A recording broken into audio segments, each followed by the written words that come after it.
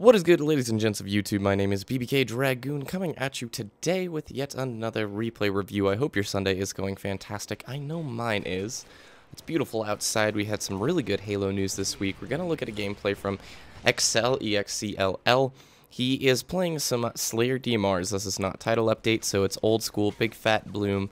And interesting gameplay today. I'm going to have a lot to talk about. And I appreciate that Excll sent in this gameplay. He told me to be, as critical as possible when he submitted the replay. And I definitely have some tips and suggestions that would probably have turned the course of this game. I won't spoil. Well, I will spoil, actually. The blue team ends up losing the match to the red team, which I actually kind of like getting these replays. It shows me that players want to improve and they want to figure out, okay, why did we lose? And I think the explanation in this one is fairly clear. So let me just put it to you as blatantly as possible. Blatant. That was probably not the right word. Anyway, let me put it as bluntly as possible. Mobility is what makes you all lose the game.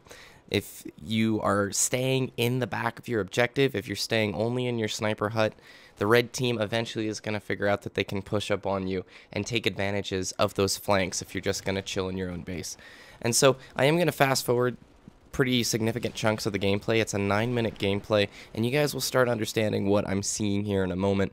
If you've noticed, Excell's had the sniper now for about a minute, okay? And he still has yet to leave his sniper hut or the objective to gain new angles on the opponents. There's a lot of places you can be right now. A lot of places that are going to get you better angles than sitting in the objective. Like, if we were to fly over to the car, the goal of Sanctuary and Asylum, you guys, you want to be able to take control of this area right here. You want to be able to control Ring 2 and their court. That way you can force spawns in their rocks. That way you know exactly where they're going, and then if they try and counterflank you back into your territory, you've just got heaps of angles from Ring 2 to choose from to get back at them and control the game.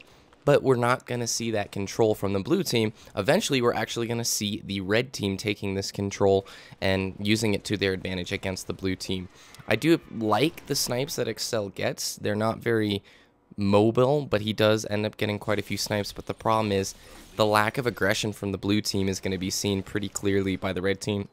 And eventually, they're just going to take over. So I'm going to fast forward here quite a bit, and you guys are going to be able to see what I'm talking about. So even though your teammates are fighting out there, you're still remaining back here in the base. And I can understand the notion or the tendency to want to hold on to the sniper. That I can understand, but not at the risk of not supporting your teammates, basically. And, that's what happens when you can't move around the map. You can't support your teammates, you can't gain new angles on your opponents, etc. And then also we need to, slow your DMR shots down quite a bit.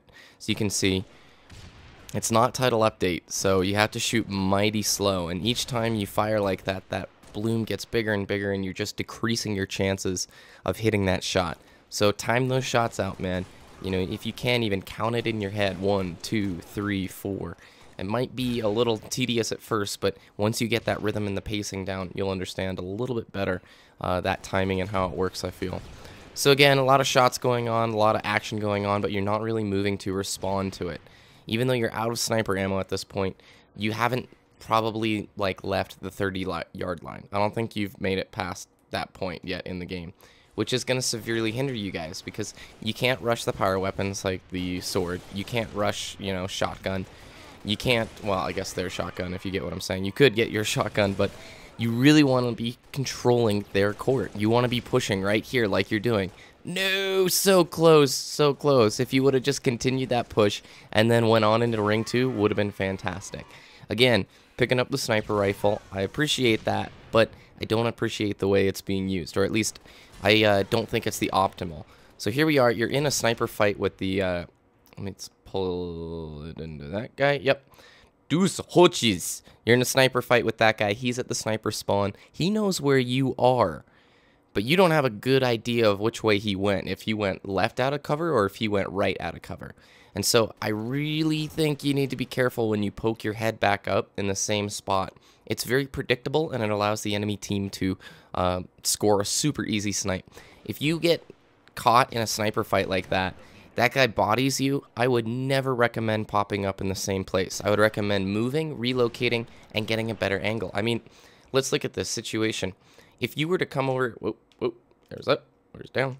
If you were to come over to the sniper spawn, you would have 2 direct lines of sight to these guys and the element of surprise on your side. So next time, try and keep that in mind. Be mobile. Be super mobile. It might seem a little risky at first. Oh, I don't want to drop the sniper rifle, that kind of thing. But trust me, it will pay off in the end once you figure out what routes are viable and which ones are strong, etc. So, let me... excuse me. Little coffee cough. How is he going to get it? Yes, he gonna get it. And boom. Gets taken out by the turret guy. So this is the point in the game where red team has completely figured out that blue team is playing massively passive. They have not really done much fighting to take ring 2. They haven't really pushed car. They haven't been applying pressure into their spawns. That is going to hurt the blue team. And let me show you how. There's Excll. Excll could have gotten out of this kill fairly simple. Or fairly easily, I could say. So he's going to get popped from the left with the turret. Where is it? Right. Gets the snipe. Yep, here we go. Turret man right here, coming at him. If you were to just look down at the floor and run, literally just run and drop down out here, then you have a chance to flank over there or go left and face him dead on. But, excuse me, jumping into him like that, pure death. And I understand, though. Excuse me, hiccups. He snuck up on you. That makes it difficult. I get it, dude. All right, there we go. So red team now is going to start pushing up and flanking. Once the red team figures this out, they've got complete control of your spawns. Look at this. They've got a guy in ring 2 on the bridge. He's pushing over into ring 2 because at this point, all right, boom, open flank routes. We can push blue on all sides and not really be met with that much counter pressure. At a time like this, I would encourage counter pressure. You know, if all 4 of them are in your objective, I say go push their snipe up, go push their shotgun court. You really want to be pushing that pressure and making them move around to your tune. Definitely want to hold on to the shotgun next time. Shoddy Snipers is super sweet. And a playlist that should be in every Halo game ever. Speaking of playlists, did you guys see the Team Slayer, Team Slayer Pro settings for Halo 4 was released? Oh my goodness. I am extremely excited. I think I know the playlist I will be spending all my time in. There is 10 to 50% extra movement speed. No, what is it called? Drops, no ordnance drops. Their weapons are on map. No radar, BR, DMR, or AR starts. That is incredible. That is awesome. You came right back to the same spot where you just got sniped, man. That element of surprise, you gotta be using it. You gotta be pushing for extra angles. So, gonna fast forward a little bit. You can see the red team they found that they can pressure the blue team this way. They know that, hey, these guys aren't applying counter pressure. And look, assaults from left and from right, each side of the base. And there's not much you can do when you get pinched like that. And the red team figured that out, and they're going to exploit that strat pretty well. And it looks like you're playing against the team of... Yeah, the red team has all matching cute logos, so... Perhaps they are all together.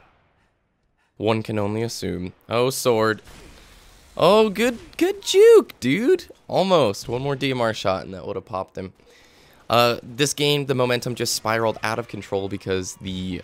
mobility wasn't there. You guys didn't push up on them, and even though you're down a teammate, I understand it's 3v4. I think you could have definitely made this a closer game had you have pushed up further. Huge mistake, huge mistake not picking the sword up right here. That sword has the chance to be a comeback factor for sure. You pick that sword up, you don't rush directly into the hut, you make them come to you, you have a chance to score some double kills out of that, man. But just again, you're under pressure. I understand it's difficult, but things to keep in mind for the future. We'll fast forward the game here until the very end, and then I'll get into the bullet points. So, boom, boom, boom, DMR, sniping. And since he didn't pick the sword up, they picked it right back up, and they're going to end up getting the easy win here at the end. Nice juke. You've got your jukes timed pretty well. All right, thank you for the replay, Excll. I will see you in the bullet points. Right off the bat, mobility, please try and get angles on the other players. This is going to help you get more power weapons. It's going to help you put pressure into their spawns and going to let you control the game instead of letting them control the game. Don't wait for them to be the aggressor. You engage on your terms and make them fight on your terms. That's really the only thing I have to say in this replay. I think that would have helped you out greatly, and the blue team perhaps score maybe the win, or at least a tighter match. Thanks for the replay submission, everybody. Oh, by the way, your comments this week were phenomenal. I can't wait to answer Monday Night in the Pit. Thank you guys. Have a great day. I am BBK Dragoon. Later.